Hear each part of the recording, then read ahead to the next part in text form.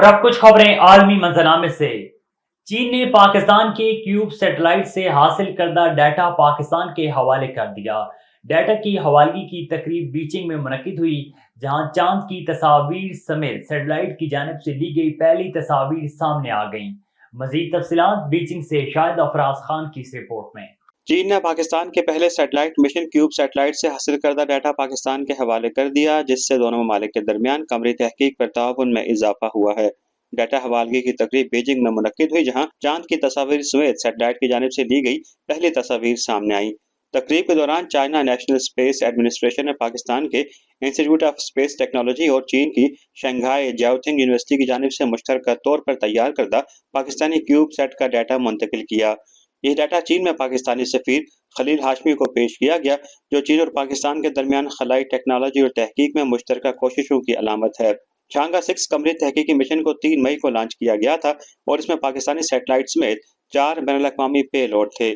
Pakistani cube set بدھ کے روز چانگا 6 arbiter سے علیحدہ ہوا، جس نے چاند کی تفصیلی تصاویر حاصل کرنے کے مشن کا آغاز کیا۔ مشن کے ترجمان نے تصدیق کی ہے کہ یہ پروب چاند کے مدار میں اچھی کارکردگی کا مظاہرہ کر رہا ہے۔ تمام نظام معمول کے مطابق کام کر رہے ہیں۔ یہ مشن خلائی تحقیق میں بین الاقوامی تعاون کے لیے وسیع تر ثمرات رکھتا ہے۔ چین اور پاکستان کے تعلقات میں جہاں معیشت، ثقافت اور سفارتی امور ہمیشہ نمایاں ترجیح رہے ہیں، وہاں اس وقت قمری تحقیق کا شعبہ بھی ایک نیا تعاون کا سنگ میل ہے۔ شاہد افراز خان، بیجنگ۔ حماس اور اسرائیل کے درمیان غزہ میں جنگ بندی، قیدیوں کے تبادلے کے معاہدے پر پہنچنے اور رفح کراسنگ پر اسرائیل کے کنٹرول کے حوالے سے مذاکرات کی ناکامی کے باوجود بھی امریکہ ان مذاکرات کو لے کر پر امید ہے۔